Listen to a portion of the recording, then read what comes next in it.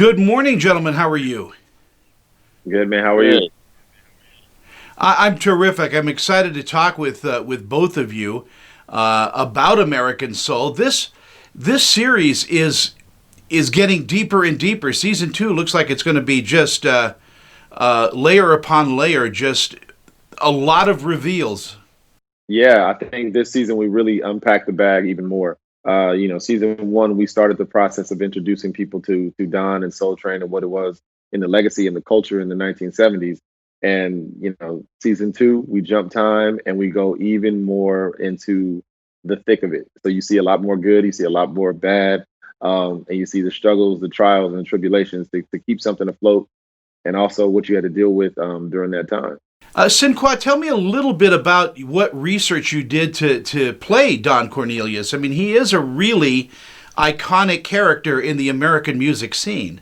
Absolutely. I think that was the fun part is that, given the fact that he is so iconic, but in the era in which he lived, it's not readily available information. So you have to do deep dives. And I always say it started with a conversation, and it started with me reaching out and talking to one of our executive producers, Tony Cornelius, who was Don's son, and really just having an opportunity just to be a sponge and learn from him. I think some of the things that you can read from the business aspect of what he did to get Soul Train off the ground, the sacrifices he made, the people that he met, the hands that he shook. You can get that on Wikipedia, online, from documentaries. But the soul of the man, the ethos of the man, that comes from family. So I became, Tony became a mentor of mine, probably much to his own dismay, because I was calling him every day, even trying to steal mannerisms from him. But it started with him and it continues with him. Is there more pressure on you when you play a character that actually lived? I mean, you have to get it right, I suppose. Absolutely. I think it's pressure, but it's also responsibility. And I like to take it that way because, you don't want to walk into something fearful, but you want to walk in understanding that there's shoes to fill and honoring it. And I'm grateful to have told the story. And I think the biggest thing, more than what we saw on Saturday with Don and the hosting, was the people that knew him internally in the industry. And I had a lot of people who came up to me and said that they danced on Soul Train or they knew Don.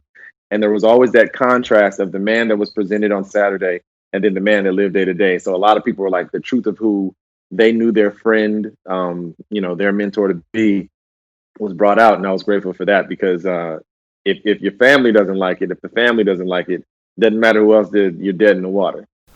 Jason, you've done a ton of work on television, films, and all of that. I mean, do you bring a lot of your experience into every role? Do you learn something from everything you've done?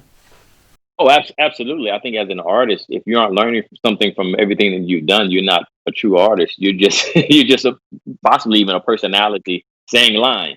It's a give and take craft, a give and take experience, especially playing characters that are so different from who I am as a person and the way I move through life. You begin to not only learn about the character that's created, but also really understand and dig into the humanity of some of the less likable characters or the more dangerous characters.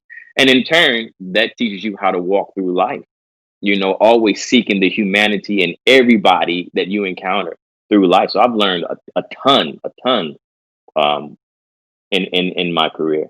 Are you both big fans of the music of the 70s? I mean, what do you have on your playlist? Yeah, my dad growing up, my dad had a record collection of no less than 5,000 records. And they span from the 40s to the 90s, or maybe early 80s when they stopped making records. but you just I'm a fan of music, and you understand the musicality in the tracks alone from the 70s. Forget the lyrics, just the live musicianship in that music that we hear, from the Isley Brothers to the OJs to the Jacksons. These people were actually playing instruments. They were bands. They were actual Hmm. bands, not just a band with five people singing with a microphone and then they have some kind of synthesizer making the track. They were musicians. So you can't help but love that artistry. Yeah, they went in the studio and had jam sessions, and I think that's great.